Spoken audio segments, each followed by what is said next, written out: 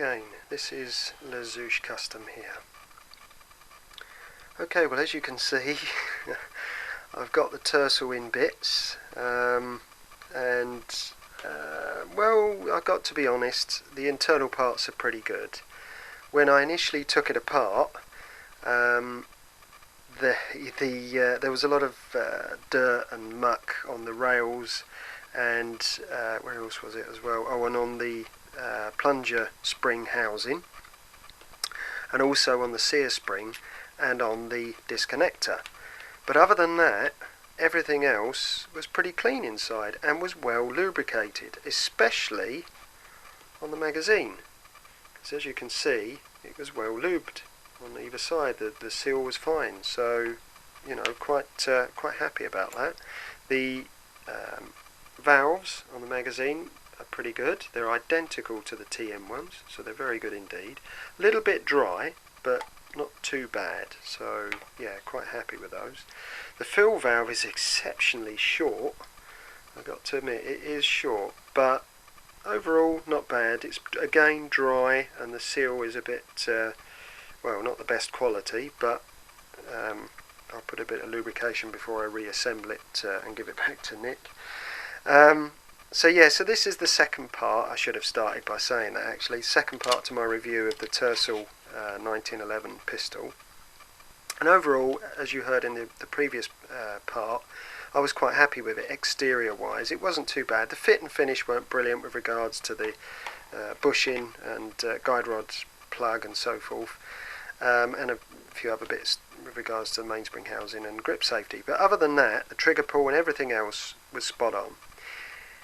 Few things I have noticed on the inside is the parts have been, well, where they've been moulded, they've obviously not been moulded perfectly, so whoever fitted them has done a little bit of gunsmithing. Because why I say this is, if you look at this, hopefully you can see it under the light, you can see the copper coming through, which is what they use as an electroplating base for the chrome to go on. But as you can see, someone's filed that down to get it to fit a bit better, because obviously the injection moulding part wasn't that good, but the other side's fine. There's no problem at all with that one. Same goes for the sear. This was fine. There was no filing required on that at all, it seems. It just went straight in, so that's pretty good. In fact, there's a very good moulding.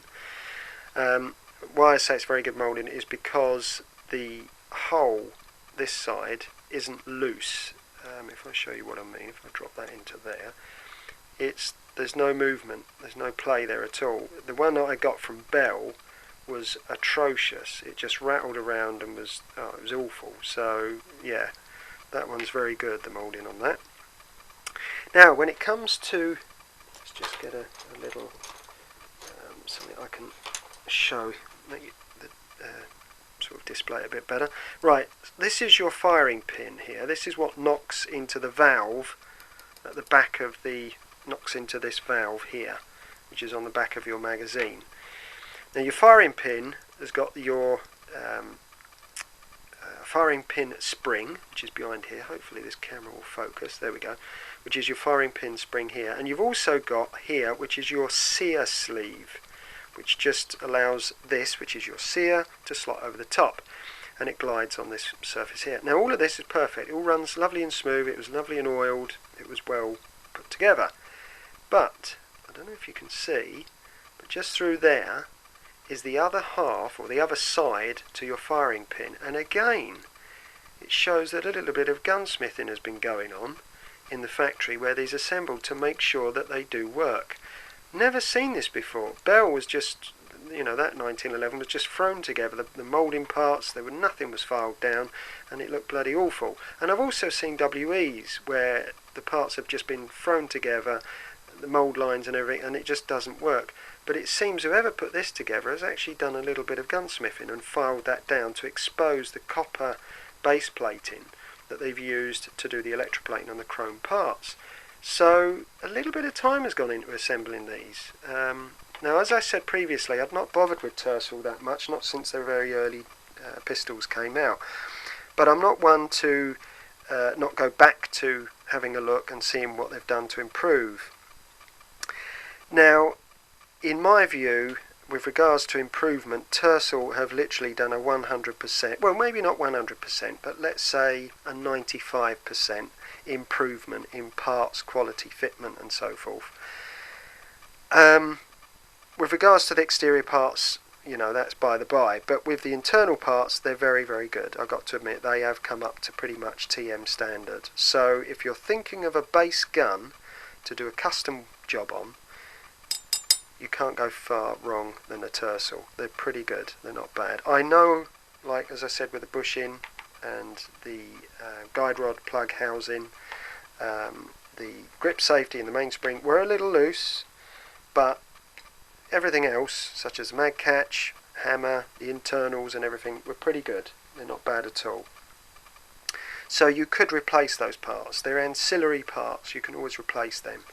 Now in regards to whether a TM bushing will fit, let's have a look. What have we got here? Guide rods, washers, da da da da. Let's have a look, see what we got here. Here we go. Right, let's try a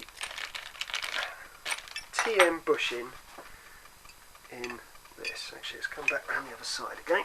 It's very awkward to be doing this with a camera. There we go. It is still loose actually, so that proves that it's the slide that's out. There you go. So yeah, fitment's not brilliant with regards to the slide. That is loose. I don't know why. Is that still? Yeah, that is loose. It is very loose there. So yeah, fair enough. Not a very good fit in regards to that. But, well, that's just one of those things, I suppose. You'd have to live with that, to be honest. I mean, the gap round it is not brilliant. It is going to affect your accuracy. Yeah, that is loose. It might be a one-off, I don't know. As I say, this is the only one that I've sort of reviewed of their later version of pistols.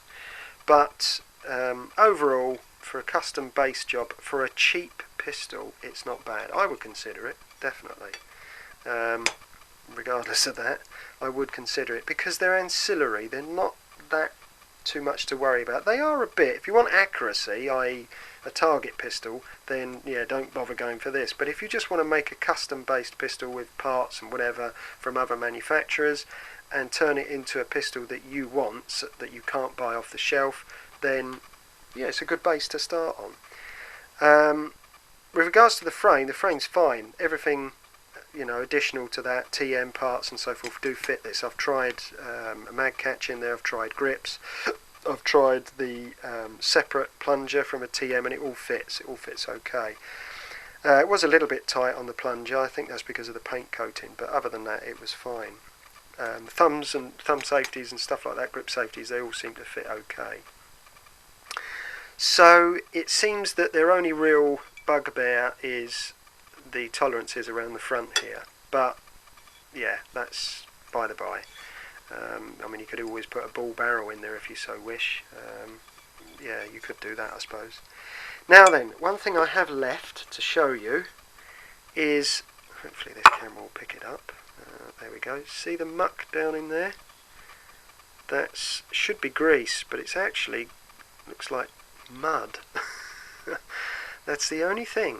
There was a lot of gunk in these rails. You can just see it there. There's a lot of gunk. If this camera will focus, there we go. There was a lot of gunk in there. So I don't know whether that's come from the surface wear from the paint. I'm not sure. In regards to surface wear of the paint, this paint is going to wear off quick because the interior where the moving parts have been touching one another, it's worn off quite quickly. So holster wear on the front of the pistol, yeah, you are going to notice it. On the tops, anything that's like the top of the sights and on the corners, you're going to get wear. But sometimes that patina wear or scratch wear or whatever can actually make a gun look quite realistic and nice. I mean, some of you guys like that out there. So yeah, so it's by the by, it's 50-50 really on that front. Actually, I'm going to clean that out from the edges of those slides because I don't like leaving that muck in there. Not only that, it will show you what's. There you are. Let's see that. That's all what's coming out of there. Not the best. Not the best by far. Yeah, There's a lot of muck in there. For a new gun, yeah, see that? That's what's come from the factory, so... I mean, I shouldn't moan too much. I mean, it is a cheap gun, I suppose, but... yeah, there's a lot of dirt and muck in there, as you can see. So, yeah, not brilliant. But, there we are. At least it was lubricated, which is more than can be said for Bell and a lot of other manufacturers that myself and my other colleagues have discovered over the years. Where they stick them all together and they just don't bother to lubricate them. So by the time they're, you know, put in storage and then they get to you, they are bone dry, especially magazines. So you get them, you put gas in it and it leaks all over the place. Now I know a lot of you out there, you know, don't know how to maintain the magazines or whatever, or at least if you're a total newbie to airsoft, you're going to be, oh my god, I've picked up a pistol that's no good. But it's just a simple bit of maintenance, that's all. So there you are. So what's my overall verdict for this? Well, parts wise, it's not bad. The internals are pretty good, as I say, on the internal frame, the nozzle, the piston head, it's all TM compatible. All the parts work okay and they work well, so no problems there at all. I was actually quite sort of amazed, actually. I know it might sound a bit extreme, but I was, because of this. This is your 3-finger spring. This is your sear spring. Now, TM usually leave that little bit there flat, so it just sticks up in the air. But Tercel have actually put a slight hook on it, which means it gives positive sort of engagement with the base of the sear, which is good. I like that. I like that a lot. I wish TM would do that, which means that you get a nice crisp trigger pull. And you've got a little bit more of adjustment there as well, so I like that. I like that idea. And this spring is very tough. It's a strong spring, so I like that as well. I've noticed a couple of TM ones recently have been quite sort of flimsy, and a lot of the aftermarket ones, these light, so-called light springs, that are meant to give you light trigger pulls, yeah, they do, but it's so light that you can sometimes get a gun run away with you and go full auto. So I prefer a heavier spring. I do prefer that, but that's just me. So I know a lot of you out there prefer a lighter trigger pull and a lighter spring. So it's up to the individual really on that front. But yeah, coming back to the overall review, pretty good. You can fit any trigger you like, retrofit or whatever. It's identical to the TM, so no problems there. Fit and finish on the front, yeah, a little bit to be desired, but other than that, the rest of it is pretty good. The hot pup assembly is pretty good. In fact, it's very good. Apart from the bar that sits on the top, it sits slightly proud of the outside. Doesn't seem to affect the firing or working of the gun, so yeah, can't really sort of complain on that front. So yeah, it all works okay, no problems at all. The screws are pretty good. They're not those crappy ones that WE always seem to fit, that the heads just round off of. The hop rubber is good. It's a supple rubber, but it's not overly too large, not like the WE one. So yeah, you can retrofit and put a 9-ball in there if you so wish. Internal parts such as sear, disconnector and firing pin actuator are all pretty good. The sleeve that goes through the middle of the hammer, yep, fits lovely, nice. The screw that goes and holds the half of the frame that holds all of the sear and everything in position is pretty good. It's got a nice screw thread to it. The only thing I did notice was that this section is a little loose around here. It is loose. When the screw's nice and tight, it holds it in, but there is a little bit of loose fitment there. Main reason I think is because the pin that is just there, that goes into that location hole there, is a little bit, that location hole is too wide, so it rattles around in that. If that was a little bit tighter, it'd be fine. But I mean, these are all niggly little things. There's nothing really too much to worry about. The overall fit and finish is pretty good. You know, you don't have to worry too much. For a base gun, and for that price of 45 quid, yes, 45 quid is pretty good, so you can't argue with that.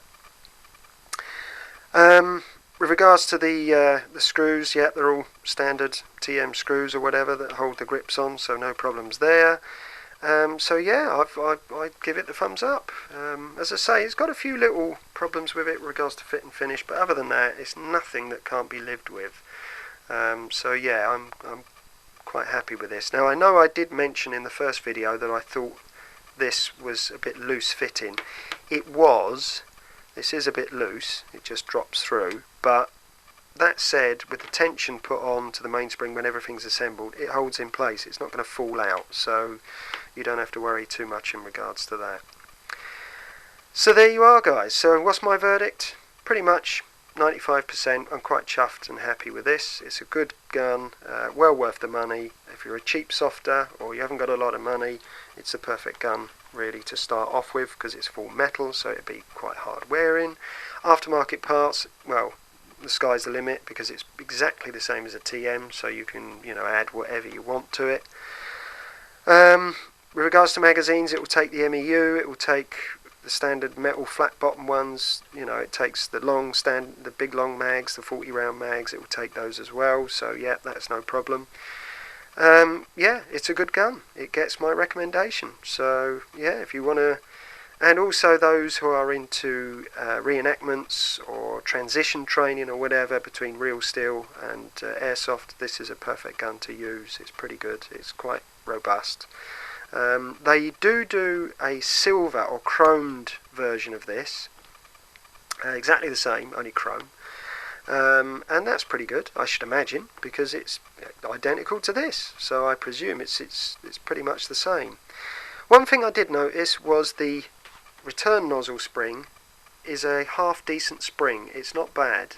There is no tight end to it. Now when I say a tight end, on the TM you have a tight end which goes against the little tag that sticks out, that goes into the slot there.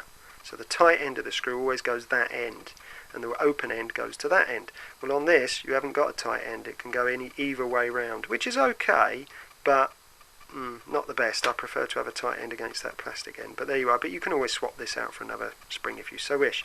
But the robustness of this spring is pretty good. It's better than any of the cheaper springs I've seen, so that's very, very good. So yeah, it gets my vote.